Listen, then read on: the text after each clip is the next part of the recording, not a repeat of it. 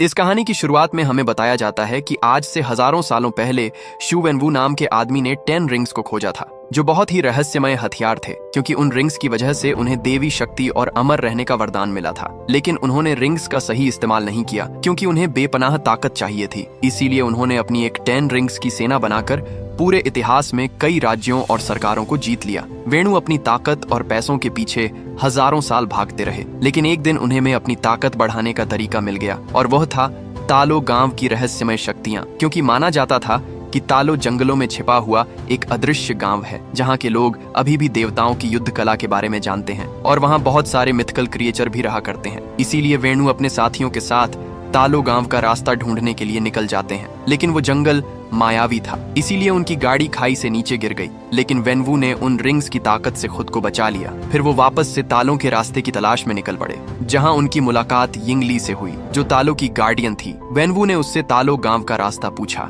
लेकिन यिंगली ने उसे तालों का रास्ता बताने से मना कर दिया और कहा कि तालों में आपके लिए कोई जगह नहीं है। इसी बात को लेकर उन दोनों में लड़ाई शुरू हुई, लेकिन यिंगली ने तालों की शक्तियों से वेणु को हरा दिया। मगर इस लड़ाई में उन दोनों को एक दूसरे से प्यार हो गया और उन दोनों के 2 बच्चे हुए। शंग-ची और श्यालिंग वेणु को अब अपना परिवार मिल गया था, इसीलिए उसने अब सब बुरे काम छोड़ दिए और उन रिंग्स को भी एक बॉक्स में बंद कर दिया। अब वो खुशी से रहने लगे थे। शांग अपनी माँ से पूछता है कि अगर डैड के रिंग्स इतने ताकतवर थे तो आपने उन्हें कैसे हरा दिया। तो यिंगली उसे बताती है कि जहां से मैं हूं वहां के सभी लोगों को महारक्षक ड्रैगन की जादुई शक्तियों का वरदान मिला है और जिस पर हमारे ड्रैगन की कृपा होती है वह कहीं बड़े बड़े कारनामे कर सकता है। यिंगली अपने बेटे को एक लॉकेट देती है और उसे कहती है कि जब भी तुम्हें लगे कि तुम रास्ते से भटक गए हो तो तुम्हें घर का रास्ता दिखाएगा, इसीलिए हमेशा इसे अपने पास रखना। अभी इनका पूरा परिवार खुश था, लेकिन एक दिन जब वेणु घर पर नहीं थे तभी आयरन गैंग के लोग उनके घर पर आ गए। क्योंकि वेणु ने पहले उन्हें मिटाने की कोशिश की थी, इसलिए वह अब अपना बदला लेना चाहते थे। यह देखकर यिंगली ने शंग-ची और श्यालिंग को अंदर भेज देती है। फिर यिंगली आयरन गैंग का सामना करने के लिए तैयार हो जाती है, लेकिन अब यिंगली के पास अपनी पावर नहीं थी क्योंकि उसने वेणु से शादी करने के लिए अपनी सारी शक्तियां त्याग दी थी, इसलिए वह आयरन गैंग का सामना नहीं कर पाती।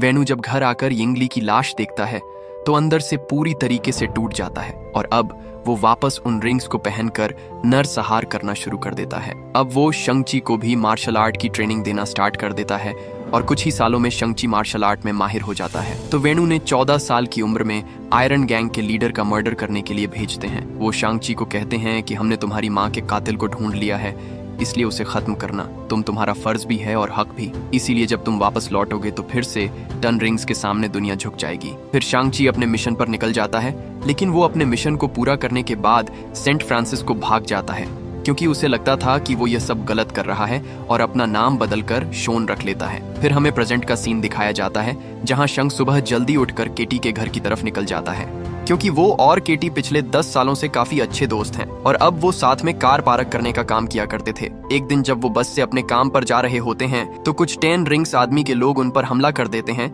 जिन्होंने शंग-ची के गले में लगे लॉकेट को लेने के लिए भेजा था। शांग उन्हें वो लॉकेट नहीं देना चाहता था क्योंकि उसकी माँ की आखिरी निशानी थी, इसीलिए उस पर हमला कर देता है और उन सभी आदमियों को मार देता है। लेकिन तभी रेजर फिस्ट उस पर हमला कर देता है क्योंकि रेजर फिस्ट 10 रिंग्स का सबसे खतरनाक योद्धा था और उसकी तलवार किसी भी चीज को काट सकती थी। शंग उसके वार से बचता जाता है, लेकिन रेजर फिश की तलवार की वजह से उस बस के ब्रेक फेल हो जाते हैं जिससे वो बस आउट ऑफ कंट्रोल हो जाती है और बस ड्राइवर भी बेहोश हो जाता है। तो केटी बस को चलाने लगती है और शांग रेजर फिस्ट से लड़ने लगता है, लेकिन रेजर फिस्ट की तलवार की वजह से बस के 2 हिस्से हो जाते हैं। यह देखकर शांग सभी लोगों को दूसरी साइड पर ले जाता है और वो रेजर फिस्ट को धक्का देकर बस के बैक साइड में पटक देता है जिससे वो डिब्बा अलग होकर क्रैश हो जाता है। लेकिन रेजर फिस्ट शंग-ची से रॉकेट लेने में कामयाब हो गया था। फिर दिखाया जाता है कि जब शंग घर वापस आता है तो मकाओ जाने की तैयारी करने लगता है क्योंकि उसे पता था कि उसकी माँ ने उसकी बहन को भी सेम लॉकेट दिया था, इसीलिए उसे हासिल करने के लिए उसके पीछे जरूर जाएंगे। केटी शांग से पूछती है कि ये सब क्या चल रहा है और तुम कौन हो। तो शांग उसे बताता है कि जिन गुंडों ने हम पर हमला किया था वो गुंडे मेरे डैड ने भेजे थे और अब वो मेरी बहन पर अटैक करेंगे, इसीलिए अब मुझे जाना ही होगा क्योंकि ये मेरी बहन का सवाल है। केटी से कहती है कि मैं भी तुम्हारे साथ चल रही हूँ। फिर वो दोनों प्लेन से मकाऊ जाने के लिए निकल जाते हैं, जहाँ रास्ते में शांग केटी को अपनी सारी स्टोरी बताता है, लेकिन उसे झूठ कहता है कि मैंने वो मिशन पूरा नहीं किया। वो दोनों मकाऊ पहुंचते हैं, जहाँ वो इलीगल फाइट क्लब में जाते हैं, क्योंकि शालिंग ने उसे जो पोस्ट कार्ड भेजा था उस पर यही का एड्रेस था। शांग केटी के साथ लिफ्ट से ऊपर जाता है, लेकिन धोखे से शांग से कॉन्ट्रैक्ट शांगो 9 करवा लिया जाता है, क्योंकि शांग ने बस में जो फाइट की थी उसका वीडियो वायरल हो गया था। इसलिए उसे फाइट के लिए तैयार करते हैं, क्योंकि उनकी एक कंपनी डार्क वेब पर लाइव स्ट्रीम करती थी, जिस पर बहुत से लोग बेटिंग लगाते हैं। शांग जी जब फाइट के लिए ग्राउंड में जाता है तो उसका कंपीटिटर और कोई नहीं बल्कि उसकी बहन शालिंग ही होती है, जो शांग से बहुत गुस्सा थी, क्योंकि वो मिशन पर जाने से पहले उसे यह कहकर गया था कि वह 3 दिन में वापस आ जाएगा, लेकिन वह वापस नहीं लौटा। इस बात से गुस्सा होकर शालिंग उसे बहुत मारती है, जिससे शांग उस लड़ाई में हार जाता है। फिर मैच खत्म होने के बाद शालिंग जब शांग से मिलती है तो उसे पूछती है कि तुम मुझसे क्या चाहते हो। तो शांग उसे कहता है कि 10 रिंग्स आर्मी ने सैन फ्रांसिस्को में मुझ पर हमला किया था और वो मेरा लॉकेट ले गए, और अब वो तुम्हारे पीछे आएंगे, क्योंकि तुम्हारे पास भी मॉम का सेम लॉकेट है और जरूर डैड हमारे लॉकेट से कुछ बुरा करना चाहते हैं। तो शालिंग उसे कहती है कि जब तुम मुझे अकेला छोड़कर गए थे तब मुझे तुम्हारी जरूरत थी, लेकिन तुम नहीं लौटे तो मैं समझ गई कि मुझे तुम्हारी कोई जरूरत नहीं है और मैंने जगह अपने दम पर बनाना ही है, इसीलिए ना तो मुझे पहले तुम्हारी जरूरत थी और ना अब है। तो शांग उसे कहता है कि फिर तुमने मुझे वो पोस्ट कार्ड क्यों भेजा। तो शालिंग उसे कहती है कि ये पोस्ट कार्ड मैंने तुम्हें नहीं भेजा।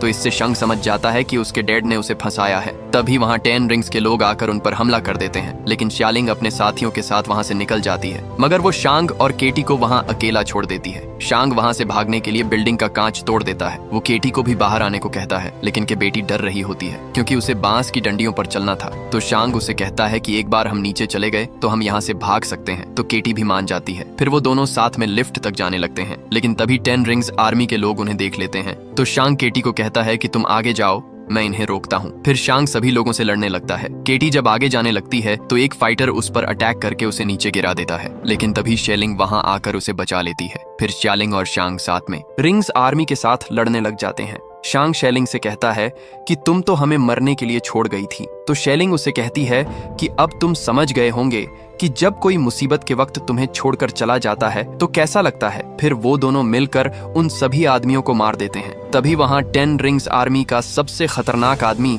डेथ डीलर आता है, जो शेलिंग पर अटैक करके उससे न लॉकेट लेकर चला जाता है। यह देखकर शांग डेथ डीलर के पीछे जाता है और उसे वहां से भागने से रोक लेता है। उन दोनों के बीच फाइट स्टार्ट होती है, लेकिन शांग में सालों का गुस्सा भरा हुआ था। जब डेथ डीलर ने उसे टॉर्चर किया था, इसलिए उसे पकड़कर मारने लगता है, लेकिन तभी शांग के डैड वहां आकर उसे रोक लेते हैं। वो शांग को कहते हैं कि मुझे तुम्हारी बहुत याद आई। फिर वो उन सभी को लेकर घर जाते हैं, जहां 10 रिंग्स आर्मी उनका स्वागत करती है। शेलिंग केटी को अपने रूम में लेकर जाती है, जहां केटी शेलिंग से पूछती है कि क्या तुम्हारे डैड हमें भी मार देंगे। तो शेलिंग उसे कहती है कि अगर तुम चुपचाप रहोगी तो डैड भूल जाएंगे कि तुम यहाँ हो, क्योंकि माँ के जानने के बाद वो पूरी तरीके से बदल गए हैं। उन्हें लगता था कि मैं उन्हें माँ की याद दिलाती हूँ, इसीलिए वो मेरी तरफ देखते भी नहीं थे। इसलिए मैंने अकेले ही मार्शल आर्ट की ट्रेनिंग करना शुरू की, क्योंकि मुझे लड़कों के साथ ट्रेनिंग अलाउ नहीं थी। इसीलिए मैंने उन्हें दूर से ही ट्रेनिंग लेते देखा और सब कुछ उनसे बेहतर सीखा। तो केटी उसे पूछती है कि तुमने घर कब छोड़ा। तो उसे बताती है कि 16 की उम्र में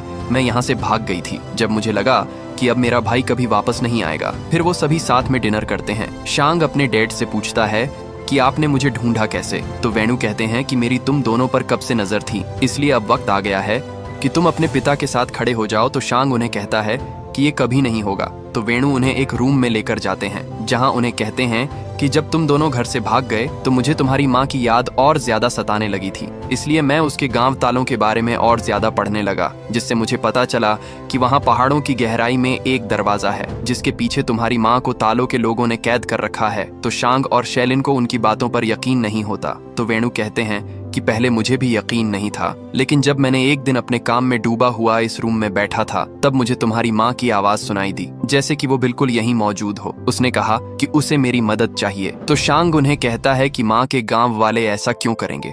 तो वेणु उन्हें बताते हैं कि जब हमें प्यार हुआ तो तुम्हारी माँ चाहती थी कि हम तालों में साथ रहे, इसलिए उसने अपने बुजुर्गों से इजाजत मांगी, पर उन्होंने मना कर दिया। उन्होंने कहा कि मैं इस लायक नहीं हूँ। इससे वेणु को लगता है कि यिंगली आज भी जिंदा है, लेकिन तालों के लोगों ने उसे कैद कर रखा है। तो शांग अपने डैड को समझाता है कि मोम अब जा चुकी है। तो वेणु उन्हें होल में लेकर जाते हैं, जहां उनकी मोम के दिए हुए लॉकेट को जैसे ही ड्रैगन की आंखों में लगाते हैं तो उसमें से बहुत सारा पानी निकलकर अचानक से फ्रीज हो जाता है, और जब वो पानी जैसे ही नीचे गिरता है तो उसमें से एक रास्ता बनने लगता है। तो वेणु उन्हें बताते हैं कि तालों का रास्ता एक भूल भुलैया है, लेकिन जंगल के बीच एक सीधा रास्ता भी है जो साल में सिर्फ एक बार एकादशी के दिन खुलता है। लेकिन उसके लिए पता होना चाहिए कि रास्ता कब और कहां खुलेगा, और अब मुझे दोनों पता है। फिर वो अपनी पूरी 10 रिंग्स आर्मी को कहते हैं कि आज से 3 दिन बाद हम मेरी वाइफ को उसकी कैद से आजाद करवाकर घर वापस लाएंगे। फिर वो शांग से कहते हैं कि मैं इसलिए तुम्हें यहाँ लाया हूँ ताकि तुम अपनी माँ को घर लाने में मदद कर सको। तो शेलिंग उन्हें कहती है कि अगर गांव वालों ने आपको रोकने की कोशिश की तो आप क्या करेंगे। तो वेणु कहते हैं कि अगर उन्होंने ऐसा किया तो पूरा गांव जलकर खाक हो जाएगा। तो शांग उन्हें कहता है कि इन बेकार की बातों से आप मोम के गांव में नहीं घुस सकते। तो वेणु गुस्सा होकर शांग और शेलिंग पर अटैक कर देते हैं और उन्हें जेल में कैद करने का ऑर्डर दे देते हैं। वेणु जब अपने रूम में जाते हैं तो उन्हें वापस से यिंगली की आवाज सुनाई देती है। वो उन्हें कहती है कि हम सब जल्द एक साथ होने वाले हैं। वहीं शांग, शेलिंग और केटी को जेल में बंद कर दिया जाता है, जहां शांग उन दोनों को कहता है कि अगर हम डेट से पहले तालो नहीं पहुंचे तो फैमिली की बची कुची निशानियां भी खत्म कर देंगे। तभी उन्हें वहां कुछ आवाजें सुनाई देने लगती हैं, और जब वो उस तरफ जाते हैं तो देखते हैं कि वहां एक कलाकार होता है जिसका नाम ट्रेवर स्लेटरी होता है। ट्रेवर उन्हें अपनी स्टोरी बताता है कि कुछ समय पहले एक प्रोड्यूसर ने उसे टेररिस्ट का रोल दिया था, लेकिन वो ट्रेवर को बेवकूफ बना रहा था क्योंकि वो प्रोड्यूसर खुद ही एक टेररिस्ट था। इसलिए जब ट्रेवर ने टेररिस्ट का रोल किया तो पुलिस को लगा कि वो एक टेररिस्ट है, इसलिए उन्होंने उसे पकड़कर जेल में डाल दिया, और उसके बाद वेणु ने उसे वहां से छुड़वाया ताकि वो उसे मार सके। लेकिन जब ट्रेवर ने उनके सामने परफॉर्म किया तो उनका दिल पिघल गया, और तब से ही ट्रेवर उनके लिए हर हफ्ते शो करता है। तभी वहाँ एक मिथिकल क्रिएचर आ जाता है जिसे देखकर केटी और शांग काफी डर जाते हैं क्योंकि उसका सिर नहीं होता। तो ट्रेवर उन्हें बताता है कि ये मोरिस है और ये मुझसे बातें कर सकता है। फिर ट्रेवर उन्हें कहता है कि मोरिस कह रहा है कि ये तुम्हें जानता है क्योंकि ये तुम्हारी मोम के साथ तालों में बड़ा हुआ था, लेकिन तुम्हारे पिता ने मायावी जंगल में रास्ता ढूंढते वक्त इसे वहां से चुरा लिया था और अब ये चाहता है कि तुम इसे घर ले जाओ। तो शांग उन्हें कहता है कि अगर मेरे बस में होता तो मैं इसे वापस जरूर लेकर जाता, लेकिन मेरे डैड के हिसाब से वो रास्ता सिर्फ साल में एक ही बार खुलता है। तो ट्रेवर कहता है कि मोरिस कह रहा है कि यह तुम्हें अभी भी वहां लेकर जा सकता है और तुम उस भूल भुलैया को पार कर सकते हो, लेकिन यह बहुत खतरनाक है क्योंकि आज तक इसे कोई जीते जी पार नहीं कर पाया। तो केटी उसे कहती है कि हम यहाँ से कैसे निकलेंगे। तभी शेलिंग वहाँ सुरंग का रास्ता ढूंढ लेती है और वो शांग को बताती है कि डैड ने पूरे कॉम्प्लेक्शन की गाड़ी लेकर निकल जाते हैं, लेकिन गार्ड को इस बारे में पता चल जाता है, इसलिए वह वहाँ उन्हें रोकने के लिए आ जाते हैं। तो वो दूसरे रास्ते से वहाँ से भागने लगते हैं, लेकिन वो रास्ता सिर्फ फिंगरप्रिंट से ही खुलता था। इसलिए जब 10 रिंग्स आर्मी के लोग उन्हें रोकने की कोशिश करते हैं तो वो एक एक करके सबको मारने लगते हैं और एक आदमी की मदद से उस डोर को खोल लेते हैं, जिससे वो सेफली वहां से निकल जाते हैं। सुबह होते होते वो उस जंगल तक पहुंचते हैं। मोरिस उन्हें रास्ता बताता जाता है, जिससे वो उस मायावी जंगल से बचते हुए एक झरने तक पहुंचते हैं। जब वो जैसे ही झरने के अंदर जाते हैं तो वाटर एकदम फ्रीज हो जाता है और वो एक सीक्रेट रास्ते से सीधा तालों में पहुंचते हैं, जहां वो देखते हैं कि वहां बहुत सारे मिथिकल क्रिएचर होते हैं। फिर वो तालो गांव में पहुंचते हैं, जहां शांग सभी को अपना इंट्रोडक्शन देता है, लेकिन वो सब उनकी बात नहीं सुनते और उन पर अटैक करने लगते हैं। तभी वहां यिंगली की बहन यिंगनान आ जाती है, जो उन्हें ऐसा करने से रोक लेती है। वो शांग और शेलिंग से कहती है कि मैं तुम्हारी मौसी हूँ। वो उन दोनों से मिलकर बहुत खुश होती है। शांग यिंगनन को कहता है कि हमारे पास टाइम कम है क्योंकि हमारे डैड यहाँ अटैक करने के लिए आ रहे हैं। तो नान उन्हें अपने साथ नदी के किनारे लेकर जाती है, जहाँ उन्हें बताती है कि हम काले द्वार के रखवाले हैं और तुम्हारी दुनिया को उन बुराइयों से बचाते हैं जो इस द्वार के पीछे कैद है। तो शांग उन्हें कहता है कि हमारे डैड उसी द्वार को खोलने आ रहे हैं क्योंकि उन्हें लगता है कि माँ वहीं कैद है। तो नैन उनसे पूछती है कि उन्हें ऐसा क्यों लगता है। तो शेलिंग उन्हें बताती है कि उन्हें मदद मांगते हुए माँ की आवाज सुनाई देती है। तो फिर वो उन्हें तालों के इतिहास के बारे में बताती है कि हमारा गांव तालों की सृष्टि का एक छोटा सा हिस्सा है, लेकिन यह सृष्टि बहुत विशाल है क्योंकि यहाँ ऐसे शहर हैं जो पूरे ब्रह्मांड से बेहतर हैं। फिर वो उन्हें बताती है कि हजारों सालों पहले तक हमारे लोगों के बीच शांति और समृद्धि थी, लेकिन उस शांति को अंधेरे के हैवान ने भंग कर दिया क्योंकि वो अपने साथ पूरी आत्मा भक्षक की फौज लाया था। उसके रास्ते में जो भी इंसान आता उसकी फौज उसे निकल जाती और हर आत्मा के साथ उसकी शक्ति बढ़ती जाती, जिससे उसने हमारी दुनिया को खत्म कर दिया। फिर वो तुम्हारी दुनिया का विनाश करने के लिए आगे बढ़ा। तब तुम्हारी दुनिया को नष्ट होने से बचाने के लिए हमारे तालों के नेताओं ने अपने सबसे शूरवीर को भेजा, लेकिन हमारे पूर्वज उन काली शक्तियों के सामने नहीं टिक पाए। फिर एक दिन महारक्षक ड्रैगन ने हमारी मदद की और हमारी हार को जीत में बदल दिया। उन्होंने हमारे साथ मिलकर उस अंधेरे के हैवान और आत्मा भक्षकों की फौज को इस काले द्वार के पीछे बंद कर दिया और हमारे महारक्षक की जादुई शक्तियों के वरदान से हम तालों के लोगों ने आज तक इस काले द्वार की रक्षा की है और करते रहेंगे। फिर वह उन्हें यह भी बताती है कि तुम्हारे पिता अकेले नहीं हैं जो इस द्वार को खोलना चाहते हैं, क्योंकि सदियों से काफी लोगों ने इस द्वार को खोलने की कोशिश की मगर वो नाकामयाब रहे। लेकिन उन सब में एक बात कॉमन थी कि उन सभी को ऐसी आवाज सुनाई देती थी जो उन्हें हर ख्वाहिश को पूरा करने का ख्वाब दिखाती थी। फिर वो उन्हें यह भी बताती है कि आत्मा भक्षक जानते हैं कि वो 10 रिंग्स की ताकत से आजाद हो सकते हैं, इसलिए वो तुम्हारे पिता को तुम्हारी माँ की आवाज में पुकार रहे हैं। फिर नैन, शांग और शेलिंग को अपने पूर्वजों के रूम में लेकर जाती है, जहाँ उन्हें बताती है कि तुम्हारी माँ जानती थी कि तुम यहाँ जरूर आओगे, इसीलिए उसने मुझे पहले ही बता दिया था कि मुझे क्या तैयारी करनी है। फिर वो उन दोनों को उनके सूट देती है और उन्हें कहती है कि अपनी माँ को खोने के बाद हर बच्चा दुनिया में खुद को अकेला पाता है, लेकिन तुम अकेले नहीं हो, तुम हमारे इस परिवार की संतान हो और यहाँ तुम्हारा स्वागत है। फिर वो सब प्रैक्टिस करने लगते हैं। केटी भी तीर चलाना सीखने लगती है। वहीं शांग अपनी मौसी के पास जाता है और उनसे पूछता है कि मेरी माँ ने डेड को कैसे हराया था, तो फिर उसे वो तरीका सिखाने लगती है। वहीं वेणु अपने आदमियों से कहता है कि सुबह होते ही हम तालों के लिए रवाना होंगे, क्योंकि सुबह होते ही तालों का रास्ता खुलेगा। वहीं शांग काफी परेशान होता है, उसे पुरानी बातें याद आ रही होती हैं। जब आयरन गैंग के लोगों ने उसकी माँ को मार दिया था, इन सब से शांग काफी उदास हो जाता है। तभी केटी वहाँ आ जाती है तो शांग उसे कहता है कि मैंने तुमसे झूठ कहा था कि मैं अपनी माँ के कातिलों को नहीं मार पाया, क्योंकि मैंने सोचा था कि अगर मैं अपना नाम और पहचान बदल लूंगा तो शायद मैं वो भूल जाऊंगा जो हुआ था। लेकिन अगर आज मोम जिंदा होती तो वो मुझसे नफरत करती। तो केटी उसे कहती है कि इसमें तुम्हारी कोई गलती नहीं है, तुम्हारे डैड ने तुम्हें 7 साल की उम्र में किलर बनाना शुरू कर दिया था। तो शांग उसे कहता है कि मॉम की मौत के जिम्मेदार डैड है और अब वो उनका घर बर्बाद करने आ रहे हैं, इसलिए अब मैं उन्हें खत्म कर दूंगा, क्योंकि यही उन्होंने मुझे सिखाया है। इसीलिए शांग काफी सैड हुआ वहाँ से चला जाता है। फिर अगली सुबह सभी युद्ध के लिए तैयार हो जाते हैं और वेणु भी अपनी पूरी आर्मी के साथ वहाँ आ जाता है। वेणु शांग को कहते हैं कि तुम उन्हीं की मदद करने आ गए जिन्होंने तुम्हारी माँ को कैद किया है। तो नैन कहती है कि वो वहाँ नहीं है, वो एक हैवान है जो तुम्हें गुमराह करके सबका सर्वनाश करना चाहता है। तो वेणु उनकी बात नहीं सुनता और उन पर अटैक करने लगता है और उन सभी के बीच फाइट स्टार्ट होती है। वेणु उस द्वार को खोलने के लिए आगे बढ़ता है तो शांग उन्हें रोकने जाता है। तो वेणु से कहते हैं कि तुम मुझसे अकेले लड़ने की बेवकूफी करोगे। तो शांग उन्हें कहता है कि मैं आपसे नहीं डरता। फिर उस पर अटैक कर देते हैं और उसे कहते हैं कि तुम तो पूरी जिंदगी मुझसे डर कर भागते रहे, तुम वही थे जब वो तुम्हारी माँ को मारने आए, लेकिन तुमने कुछ नहीं किया। तो शांग उन्हें कहता है कि माँ के बाद हमें आपकी जरूरत थी, लेकिन आपने हमें छोड़कर उन रिंग्स को चुना, यह कहकर उन्हें मारने लगता है। फिर शांग उन्हें कहता है क्या आपको लगता कि माँ आपके पास वापस आ जाए, लेकिन क्या वो आप जैसे इंसान के पास वापस आना चाहेगी? तो इससे गुस्सा होकर शांग पर सारी रिंग से अटैक कर देते हैं, जिससे शांग दूर पानी के अंदर चला जाता है। फिर वेणु उस द्वार की तरफ बढ़ते हैं, क्योंकि अभी भी उन्हें यिंग ली की मदद मांगती हुई आवाजें सुनाई दे रही थीं। वो उस द्वार को तोड़ने के लिए रिंग से अटैक करने लगते हैं, जिससे उस द्वार में से आत्मा भक्षक भान निकलने लगते हैं। शेलिंग सभी को कहती है कि अगर हम साथ मिलकर नहीं लड़े तो सब के सब मारे जाएंगे, क्योंकि तुम्हारे हथियार उनके सामने बेकार हैं। तो रेजर फिस्ट उन्हें कहता है कि हमें तुम्हारी मदद नहीं चाहिए, हम 10 रिंग्स हैं। तभी आत्मा भक्षक डेड डीलर की आत्मा को निकालकर उसे मार देता है। 10 रिंग के लोग उसे बचाने की बहुत कोशिश करते हैं, लेकिन उनके हथियारों का उस पर कुछ असर नहीं होता। आत्मा भक्षक रेजर फिस्ट पर भी हमला कर देते हैं, लेकिन नैन उसे अपने हथियार की मदद से बचा लेती है, क्योंकि सिर्फ तालों के हथियारों से ही उन्हें मारा जा सकता था, क्योंकि उनके हथियारों पर ड्रैगन की खाल लगी हुई थी। इससे अब रेजर फिस्ट भी समझ जाता है कि वो अकेले उनका सामना नहीं कर सकते, इसीलिए उनका साथ देने के लिए तैयार हो जाते हैं। वहीं वह आत्मा भक्षक आत्माओं को लेकर काले द्वार के पीछे जा रहे होते हैं, ताकि वह अंधेरे के हैवान की ताकत बढ़ा सके।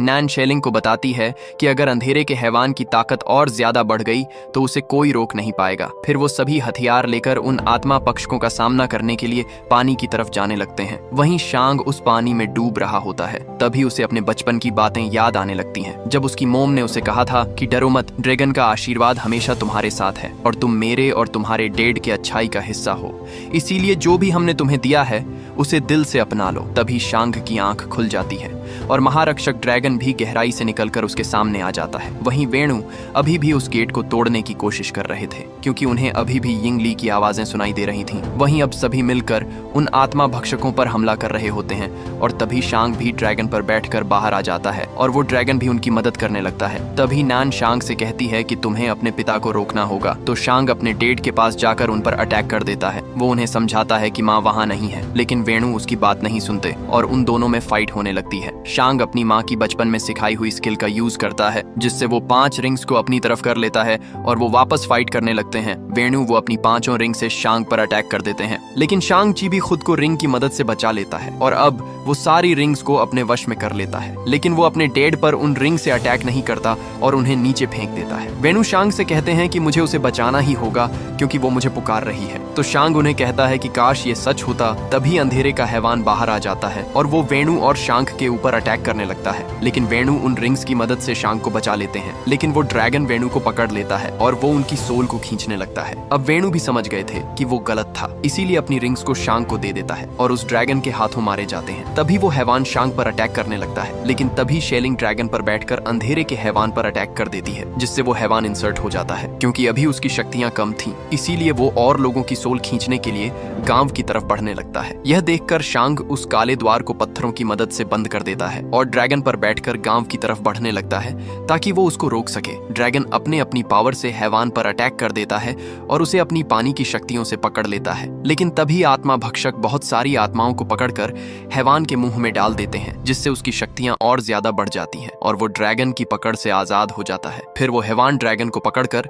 उसकी सोल को निकालने लगता है। वहीं ग्वांगबो केटी से कहते हैं कि अगर हैवान को हमारे ड्रैगन की आत्मा मिल गई तो उसे कोई नहीं रोक पाएगा, इसीलिए हमें उसके गले पर निशाना लगाना होगा। वो साथ में उस पर निशाना लगाने लगते हैं, लेकिन तभी एक आत्मा भक्षक ग्वांगबो को पकड़कर उसकी आत्मा निकाल लेता है। यह देखकर केटी काफी डर जाती है, क्योंकि उसके पास एक ही तीर बचा हुआ था और उसने अभी एक दिन पहले ही तीर चलाना सीखी थी। वहीं वो हैवान शेलिंग को भी पकड़कर उसे मारने लगता है, लेकिन शांग अपनी बहन का हाथ पकड़ लेता है। शेलिंग उसे कहती है कि तुम्हें मेरा हाथ छोड़ना होगा, वरना वो हैवान ड्रैगन की आत्मा निकाल लेगा। तो शांग उसे कहता है कि मैं तुम्हें दोबारा नहीं छोड़ सकता। वो हैवान ड्रैगन की आत्मा निगलने लगता है, लेकिन तभी केटी उस हैवान के गले पर निशाना लगा देती है और उसका निशाना एकदम सही लगता है। ड्रैगन की सोल निकलने से बच जाती है। ड्रैगन हैवान को नीचे पानी के पास लेकर जाता है और उसे अपनी पावर की मदद से पकड़ लेता है। शांग अपनी रिंग्स की मदद से उस हैवान पर जाकर उन रिंग्स को हैवान के सीने में भर देता है और उन रिंग्स को कामयाब स्टाइल में मूव करके उस ड्रैगन को मार देता है, जिससे सारे आत्मा भक्षक भी मर जाते हैं। फिर ड्रैगन शेलिंग और शांग को लेकर किनारे पर आ जाता है, लेकिन इस लड़ाई में बहुत से लोग मारे जाते हैं। फिर रात को